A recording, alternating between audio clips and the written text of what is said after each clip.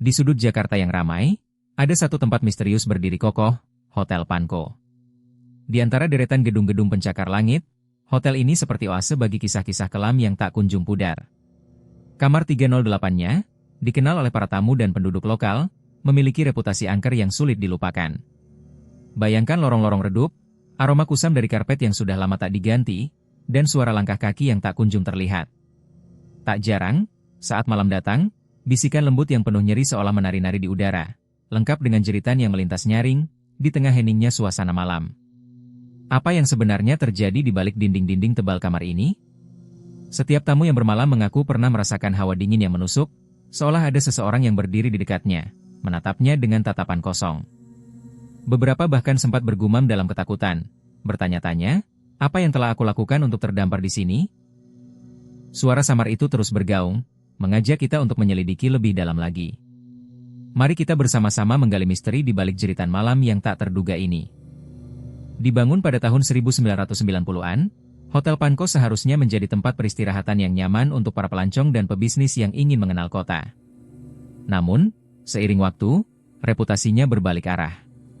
Konon, banyak pengunjung melaporkan pengalaman aneh, mulai dari suara langkah kaki yang menggetarkan di koridor sepi, lampu yang berkelap-kelip aneh seolah enggan mematuhi hukum fisika, hingga jeritan mendalam yang berasal dari kamar 308. Gema jeritan itu, jika didengar di tengah malam, bisa membuat bulu kuduk merinding. Di balik kemewahan bangunan ini, tersimpan kisah kelam seorang tamu, Maya, seorang pengusaha muda yang penuh ambisi. Malangnya, masa inapnya di hotel ini berakhir dengan tragedi. Para tamu lain menggigiskan pengalaman mereka saat mendekati kamar 308. Mereka merasakan aura yang berat, seolah ada sesuatu yang tidak kasat mata menghalang dan mengawasi mereka dari balik dinding. Dan ketika mereka mencengkeram gagang pintu, bisikan samar yang mengalun keras di telinga mereka seperti berusaha memberitahu, apa yang telah kau lakukan untuk terdampar di sini? Suara itu, meski lembut, menggugah rasa curiga dan ketakutan. Mari kita lanjutkan penelusuran, menembus kegelapan malam untuk membongkar misteri di balik jeritan ini. Kisah tragis tentang Maya dimulai ketika ia melangkah memasuki Hotel Panko, dalam deze gulita malam yang diliputi hujan lebat. Suara rintik air yang jatuh dari atap menciptakan irama merdu yang menyelimuti suasana.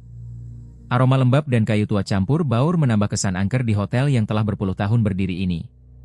Saat ia check-in, para tamu lainnya tampak terbenam dalam kesendirian masing-masing, tak menyadari bahwa malam ini adalah malam penuh ketegangan. Hanya sekitar 1 jam setelah ia berputar menyusuri sudut kamarnya yang sempit, jam dinding berbunyi 3 kali. Suara itu nyaring, seolah memberi tanda bahwa saat tenang akan segera berakhir.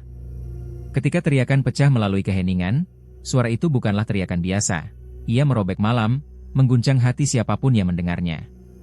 1, 2, 3, dalam sekejap semua tamu terbangun, terkejut dan bingung. Dari mana suara itu?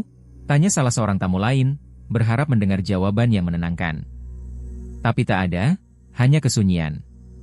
Petugas keamanan dan staf hotel yang bertugas segera bergegas menuju kamar 308, jantung mereka berdebar dalam ketegangan. Namun, saat mereka membuka pintu, semuanya tampak biasa saja. Tanpa tanda kegaduhan, tanpa jejak kesakitan, hanya Maya yang sepi, terbaring tanpa nyawa. Kematian mendadak ini menimbulkan lebih banyak pertanyaan daripada jawaban. Apakah ini kecelakaan tragis atau ada kekuatan lain yang membidik Maya malam itu? Setakah sihir gelap yang mengintainya sejak ia melangkah ke dalam hotel ini? Lalu, pertanyaan mendalam terlintas di benak setiap orang, apa yang telah kau lakukan untuk terdampar di sini? Suara itu, meski lembut, menggugah rasa curiga dan ketakutan. Mari kita lanjutkan penelusuran, menembus kegelapan malam untuk membongkar misteri di balik jeritan ini. Setelah peristiwa mengejutkan itu, kamar 308 mulai dikenal sebagai tempat yang dihuni oleh entitas tak kasat mata. Para tamu yang melangkahkan kaki ke kamar tersebut berbagi kisah mengerikan yang sama. Suara bisikan halus dan jeritan yang menggema seolah menjadi melodi menakutkan di malam hari. Bayangkan saja, suasana tenang berubah mencekam saat cahaya lampu temara memantulkan bayangan-bayangan tak berwujud. Tak jarang, seseorang merasakan tatapan tajam yang seolah dinantikan, meskipun tak ada jiwa pun terlihat di sekitar. Salah satu tamu menceritakan, saat saya terlelap di atas ranjang yang dingin, suara tangisan lembut membangunkan saya. Awalnya, saya mengira itu hanya mimpi. Namun, saat saya membuka mata, sekeliling hanya gelap. Ada hawa dingin yang menggigit, meresap ke dalam tulang saya. Seolah ada yang menyusup ke dalam batin saya, memberikan rasa takut yang mendalam. Berbagai laporan serupa semakin memperkuat reputasi kamar 308 sebagai tempat kerisauan. Kisah-kisah ini meluas, menarik perhatian ahli paranormal dan peneliti yang penasaran. Apa yang sebenarnya terjadi di balik dinding kamar ini? Apakah ia menyimpan rahasia kelam dari masa lalu? Dan seberapa jauh kita bersedia melangkah, hanya untuk terjebak dalam misteri ini? Suara itu, meski lembut, menggugah rasa curiga dan ketakutan. Mari kita lanjutkan penelusuran, menembus kegelapan malam untuk membongkar misteri di balik jeritan ini. Dengan semakin banyaknya keluhan misterius dari para tamu yang menginap, komunitas paranormal berbondong-bondong untuk menyelidiki kamar 308 di Hotel Panko. Malam itu, suasana di hotel terasa lebih mencekam, bagaikan semburat gelap yang menyelimuti setiap sudut. Mereka memasuki kamar dengan perlengkapan yang canggih, seolah siap untuk membongkar rahasia kelam yang menghantui tempat itu. Begitu pintu kamar ditutup, hawa dingin menyengat terasa meresap, membuat bulu kuduk berdiri. Alat-alat yang mereka bawa mulai menunjukkan tanda-tanda aktivitas energik yang tidak biasa, meramaikan keheningan malam. Hingga kemudian, suara aneh, tak terjelaskan, mulai terekam. Seolah ada sesuatu dari balik tirai hitam malam yang berusaha menyampaikan pesan, namun suaranya hanya membentuk bisikan samar. Kita tidak sendirian di sini, liris salah satu paranormal, wajahnya tampak serius. Ada sesuatu yang mengawasi kita, dan rasanya tidak ramah. Semua yang ada di dalam kamar itu merasakan ketegangan semakin meningkat. Residu ketakutan melingkupi mereka seakan ada mata yang menatap tajam. Bermunculan pertanyaan-pertanyaan dalam benak. Siapa yang pernah tinggal di sini? Apa yang terjadi di kamar 308 ini? Dan, kenapa suara itu, meski lembut, menggugah rasa curiga dan ketakutan? Mari kita lanjutkan penelusuran, menembus kegelapan malam untuk membongkar misteri di balik jeritan ini. Kisah-kisah mengerikan berkaitan dengan kamar 308 bukan sekadar omong kosong belaka. Suasana hotel yang seharusnya nyaman ini justru menjadi mimpi buruk bagi banyak tamu. Meskipun mereka datang dengan harapan untuk menikmati liburan, tak sedikit yang pulang dengan bekas luka psikologis yang mendalam. Malam demi malam, mereka yang terjebak dalam ruang penginapan ini melaporkan mengalami gangguan tidur yang parah, seolah-olah kegelapan malam mempunyai rahasia yang ingin ia simpan. Rizky, salah satu tamu yang pernah merasakan keangkeran itu, mengatakan dengan nada takut, "Setelah menginap, saya merasa seperti diperhatikan. Ada sesuatu yang terus-menerus menyertai saya, seperti bayangan gelap yang tak ingin pergi. Rasanya sangat mencekam." Suaranya bergetar, seakan masih terbayang jelas sosok misterius yang menghantuinya. Pertanyaannya, apakah jiwa Maya, wanita yang tragis nasibnya, masih terperangkap di antara dimensi ini, menunggu keadilan yang tak pernah datang? Setiap gumam lembut di malam hari nampak menyiratkan keresahan yang mendalam. Fenomena ini berkembang menjadi perbincangan hangat, mempertanyakan hubungan antara dunia fisik dan spiritual. Apakah kamar 308 ini mungkin menjadi portal bagi kisah-kisah yang terlupakan, menyoroti ketidakadilan yang dialami oleh mereka yang telah pergi?